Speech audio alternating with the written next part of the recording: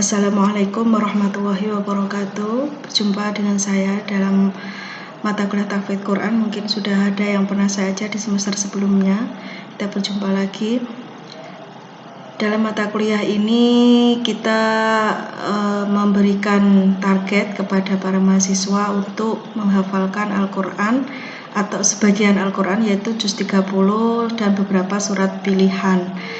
Karena tidak mungkin atau sangat berat jika kita menghafalkan satu Al-Quran dalam waktu hanya 1 semester.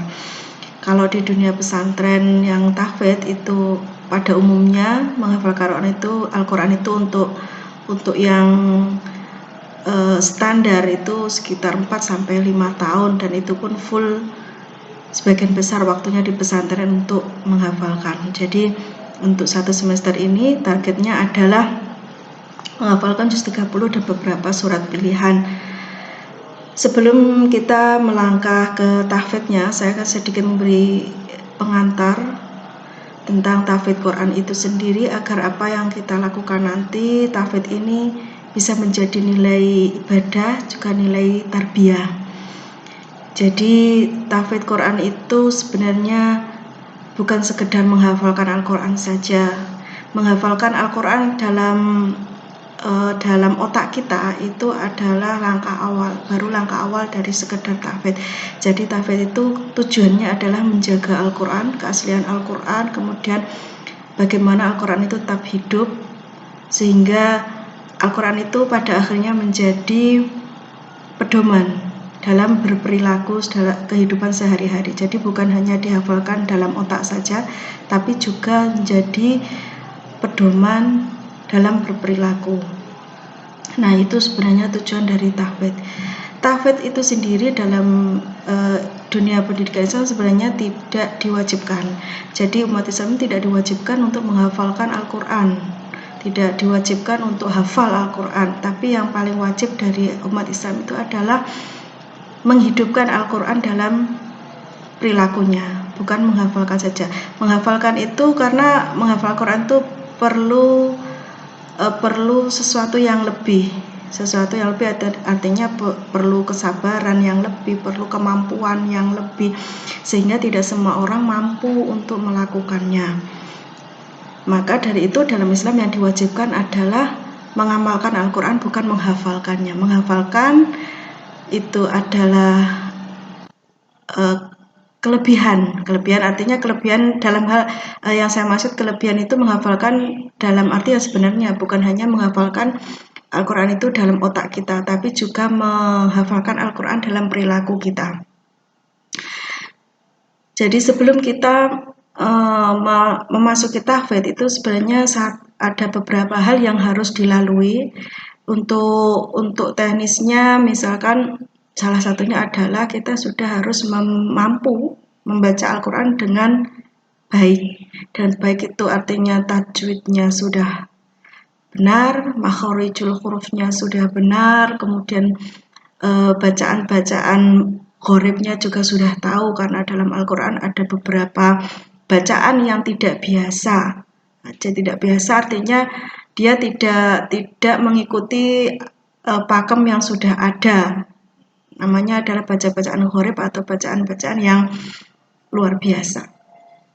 Nah, sebelum memasuki tahfidz, selayaknya atau seyogyanya itu sudah bagus bacaannya, artinya dalam baca binadhar atau membaca Al-Quran dengan mata kita itu sudah bagus bacaannya, baru bisa masuk ke tahfidz.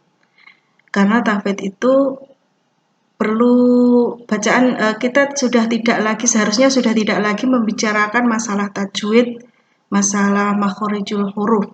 Kita sudah berorientasi pada bagaimana bacaan Al-Quran itu melekat di otak kita tanpa kita lihat. Nah, jadi karena ini adalah mata kuliah wajib, maka kita laksanakan saja tahfidz ini dengan sambil memperbaiki bacaan kita. Harapannya nanti hafalan yang kita punya itu tidak hanya sekedar hafalan, tapi juga bacaan yang bagus dan benar. Kemudian selain dari itu yang lebih penting lagi adalah kita harus menata niat. Karena kalau kita salah niat, maka tahfidz kita atau hafalan kita itu hanya sekedar hiasan di mulut saja. Jadi tidak ada nilai ibadahnya. Jadi kita harus menata niat bahwa kita menghafalkan sebagian dari Al-Quran ini selain untuk tarbiyah, kita sedang masa pendidikan, kita juga berniat untuk menghidupkan Al-Quran, kemudian dengan harapan nanti setelah Al-Quran melekat di otak kita, maka Al-Quran juga melekat di hati kita dan perilaku kita. Jadi mohon nanti mahasiswa sambil kita berjalan tahfidznya sambil ditata niatnya bahwa ini bukan tahfidz ini bukan sekedar untuk gaya-gayanan biar dipuji orang, biar terlihat wah atau terlihat lebih baik dari orang lain, tidak. Jadi ditata niatnya bahwa kita tahfidz ini selain untuk pendidikan, kita juga untuk usaha agar Al-Quran itu tidak hanya melekat di mulut, tapi juga di otak dan hati kita. Jadi demikian ya, harus ditata niatnya. Jangan nanti kita punya niat sudah hafal Al-Quran, kemudian ketika kita bermurojaah Quran itu, hafalan kita itu kemudian kita berharap pujian dari orang lain. Jadi tidak ada, kalau niatnya hanya seperti itu, maka percuma. Akan tahfidznya hanya nilainya yang didapat hanya akan lelah saja. Karena sebenarnya menghafal dalam otak itu adalah satu langkah awal, bukan tujuan. Jadi demikian. Kemudian yang perlu saya sampaikan lagi untuk agar tahfidz kita nanti tidak percuma atau tidak sia-sia adalah kita juga harus tahu bahwa dalam menghafal Al-Quran itu kita tidak bisa mengandalkan kecerdasan kita. Ada faktor lain atau faktor X yang sangat menunjang pada hafalan kita. Jadi kalau sampean mungkin studi banding ke pondok-pondok pesantren tahfidz, itu akan terlihat bahwa tidak selalu yang hafalannya bagus itu adalah anak yang cerdas, anak yang pandai. Karena ada sesuatu yang membuat hafalan itu lancar atau tidak. Salah satu contohnya adalah di niat itu tadi. Di niat itu tadi, kalau niatnya memang untuk wah-wahan, untuk gaya-gayanan, mungkin tahfidznya akan lancar, tapi setelah itu tidak akan ada bekas pada perilakunya. Tidak akan ada yang terlihat selain hafalan di mulut dan otaknya saja. Jadi perilakunya masih belum ada nilai dari Al-Qur'annya. Tapi meskipun dihafal, dan ini sangat banyak sekali hafidh yang hafal Al-Qur'an tapi perilakunya masih belum, saya katakan belum sepenuhnya sesuai dengan Al-Qur'an. Nah, ini semoga kita tidak termasuk dalam golongan ini, meskipun hafalannya kita tidak terlalu banyak, tapi bisa sampai pada perilaku kita. Al-Qur'annya bisa sampai pada perilaku kita. Jadi kita niatkan yang baik mulai dari awal ini. Kemudian tadi terkait dengan kelancaran tahfidz, mungkin banyak yang mahasiswa yang merasa tidak mampu untuk menghafalkan. Tapi karena ini pertama karena ini kewajiban, yang kedua kita punya kewajiban berusaha. Ini kewajiban kuliah sampean, mata kuliah sampean harus dicapai. Yang kedua kita punya kewajiban berusaha. Jadi berusaha itu wajib. Bagi sampean wajib berusaha untuk menghafalkan. Masalah sampean nanti hafal atau tidak, itu tergantung takdir. Nah, begitu. Jadi menghafal Al-Quran itu tidak sulit menghafalkan Al-Quran itu tidak sulit. Saya yakin tidak sulit. Yang paling sulit itu adalah murojaahnya. Menghafal Al-Quran secara standar santri itu 4-5 tahun sudah selesai. Tapi murojaahnya sendiri itu mulai dari kita bertahfidz sampai nanti sepanjang hidup kita. Itu murojaahnya. Jadi tahfidznya tidaklah susah, tidak sulit, tapi yang paling sulit itu adalah murojaahnya. Murojaahnya itu adalah sepanjang hidup kita. Maka dikatakan mungkin ada yang pernah mendengar bahwa orang yang hafal Quran itu kalau lupa dosa, gitu kan. Nah, ini perlu kita pahami, ya dosa itu yang seperti apa.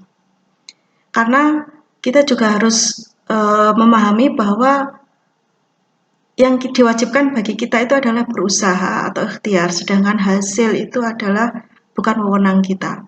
Jadi misalkan kita menghafal Al-Quran gitu ya, tahfidz itu, kemudian kita berhasil menghafalkannya, kemudian tanpa kita kemudian tidak memurojaah lagi, tidak mengulang lagi, dalam istilahnya kita tidak deres lagi. Nah, itu bisa dikatakan berdosa karena apa?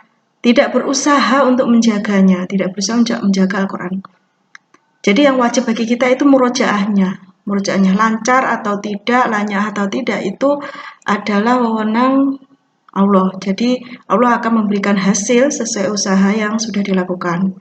Jadi kalau kita mungkin sudah murojaah berulang kali, bahkan sudah lama tapi belum lancar juga, berarti memang Tuhan atau Allah masih belum memberikan hasil dari murojaah kita sesuai harapan kita. Jadi seperti itu.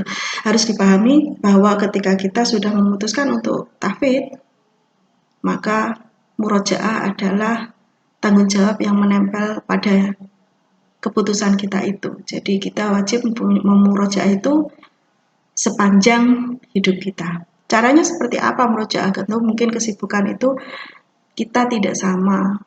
Ada yang sangat sibuk sehingga tidak punya waktu untuk duduk sekedar 20 menit memurojaah. Nah, murojaah itu tidak selalu kita harus duduk non murojaah. Bisa jadi samaan murojaahnya ketika samaan sholat membaca surat pendeknya mulai yang sudah dihafal itu, atau mungkin beberapa ayat dari yang sudah dihafal. Jadi kita kalau sampean pernah lihat mungkin ada tarawih yang surat pendeknya 1 halaman dari Al-Quran itu. Jadi sehingga ketika selesai tarawih dalam 1 bulan itu sudah bisa menghatamkan, itu salah satu cara untuk murojaah juga.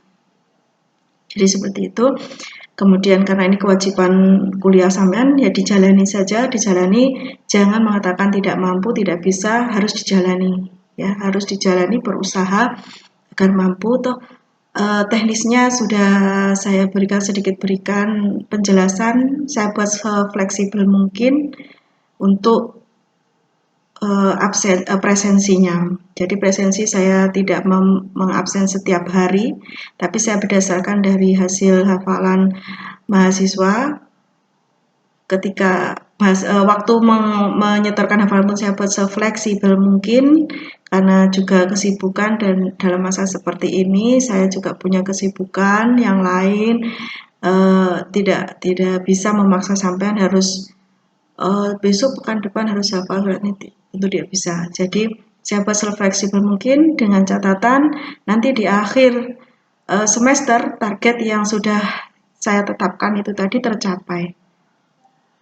Jadi demikian, mungkin nanti ada yang ingin ditanyakan, silahkan kita berdiskusi untuk mencapai kesepakatan, tentu dengan tujuan agar standar kompetensi yang sudah saya tetapkan tadi tercapai, yaitu juz 30 dan beberapa surat pilihan. Untuk surat pilihannya saya tetapkan yaitu surat Yasin, surat Rahman, dan surat Waqiah, 3 surat itu. Jadi saya juz 30, 3 surat itu yang harus dihafalkan. Demikian, terima kasih. Wassalamualaikum warahmatullahi wabarakatuh.